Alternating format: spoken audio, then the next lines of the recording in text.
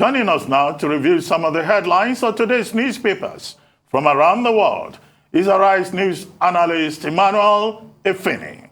Good morning, Emmanuel. Good morning, Ruben. Good morning, Rufai. Good morning, Victoria Tundu.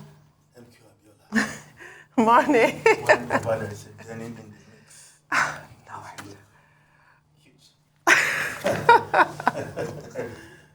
Well, let's start the review with this day, Nigeria's newspaper of record. The lead story, amid worsening insecurity, Defense Minister seeks God's intervention to defeat terrorists. Military claims massive airstrikes routing insurgents in northeast. They are behind banditry in Imo, says Uzodimma, as Zulum attributes surrender of over 35,000 Boko Haram ISWAP members to divine intervention. Well, Ruben, Rufai, and Tundu, you know I will not contest with anybody who is calling on the name of God for help. But when you don't do your job and you resort to just prayer, you know there's a problem there. Because the popular saying goes, as the popular saying goes, heaven helps those who help themselves. For the Minister of Defense to now be talking of God's intervention, is he saying that we should all just resort to prayer? And these insurgents, banditry, terrorism will just vanish from our land. I don't think that is acceptable. If we need clergymen to pray, we will call clergymen to do so. But if you are the Minister of Defense and you are a retired Major General, as Professor Jerry Ghana will say, you just have to do your job very well. We are not going to just leave everything to say God's intervention. That is avoiding or shirking your responsibility as the Minister of Defense. If we want prayers, we know where to go. And most Nigerians either go to the mosque on Friday for Jumat service to pray for God to take charge. Christians do so every Sunday. So, Mr. Minister of Defense, please do your job.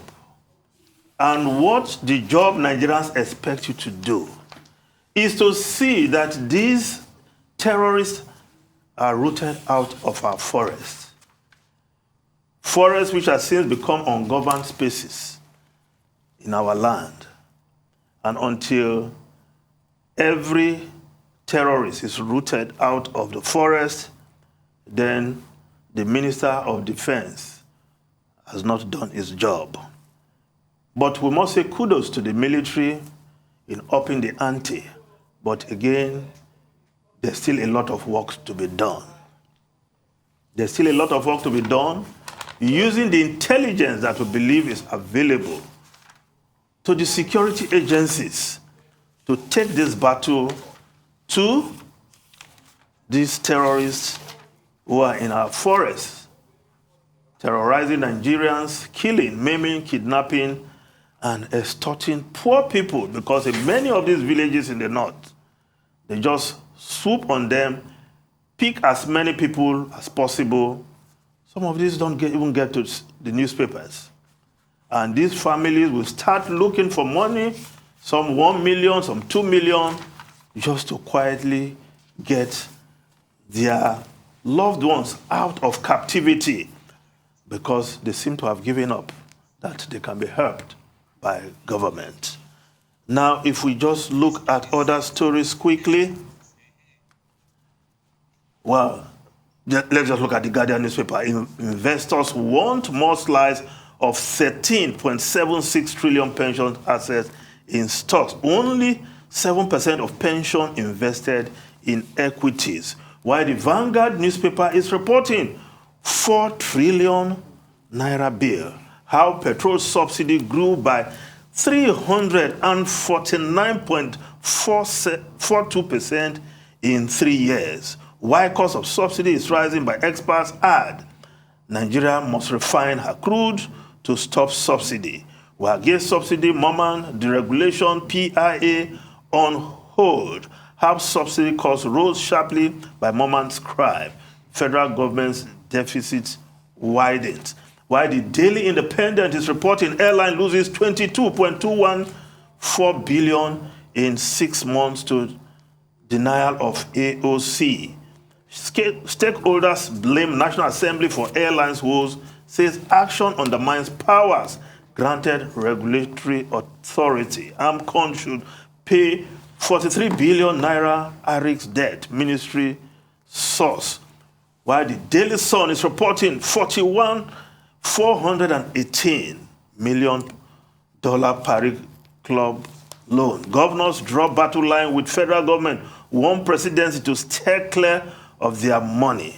But if governors hired consultants to cross-check their Paris Front reform, then Paris Club reform, then they have to pay these consultants one way or the other. If those consultants are in court, then they have to seek redress, and I think somehow they have to be settled.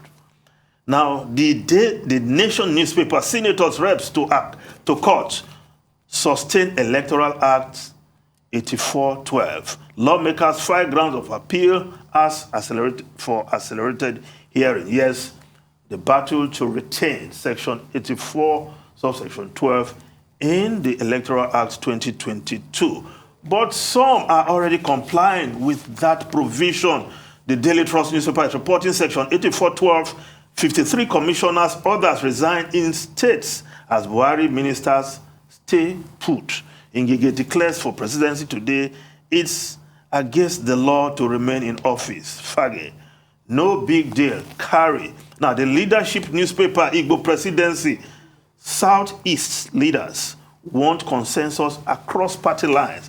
Ohaneze to meet Southeast presidential aspirants as he declares today. PDP scrambles to reduce number of aspirants. China denies backing Amechi for presidency.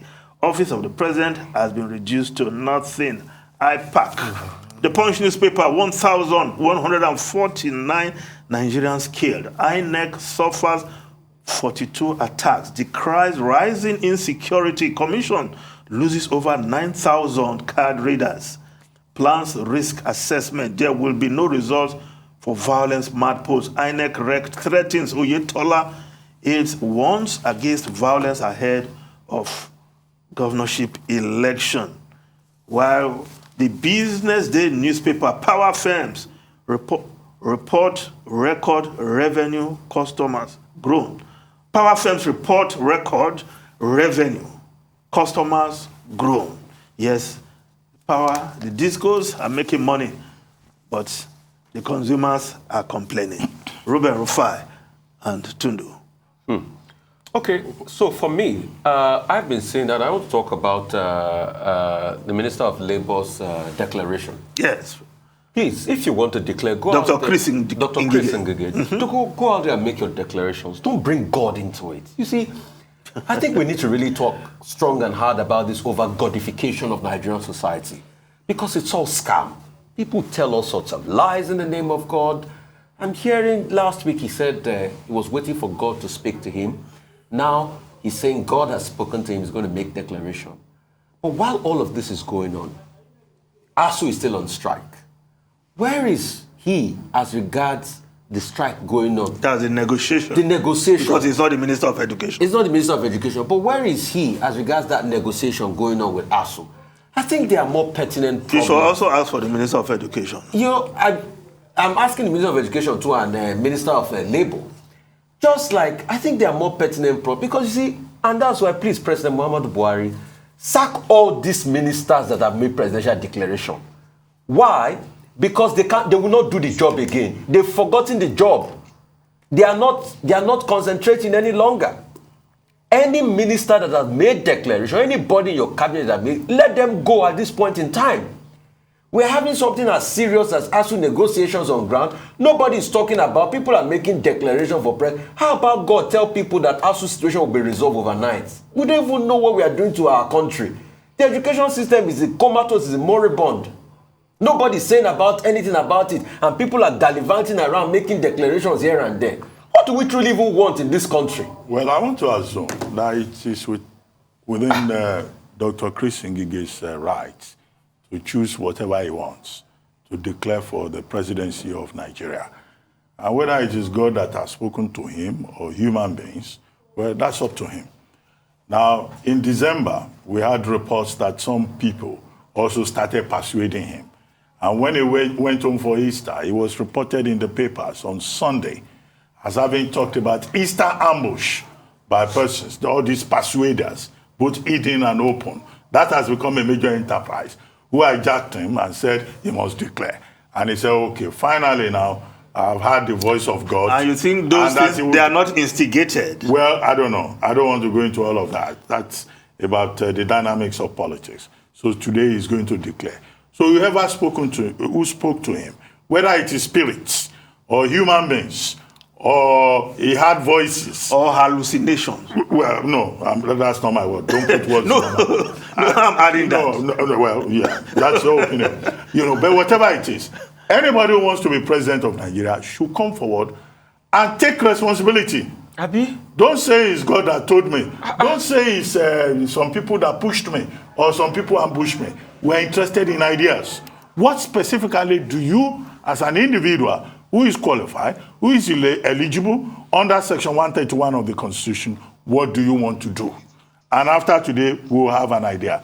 But the bigger concern for me is this emerging conversation on the front page of Punch newspaper today, amplified through an interview that Punch newspaper had with Mikey Guinea, the electoral commissioner, resident electoral commissioner in Akwa Ibom State, trying to say that elections may not hold in some places if this orgy of violence across the country continues. Because it's only when people are able to vote that you can count votes.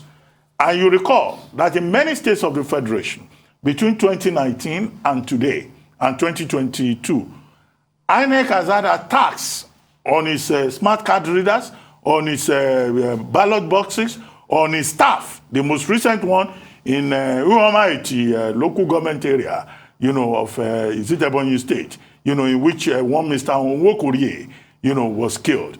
And you have all of this happening. So it is important that we do not have a situation whereby elections will not hold in some parts of the country.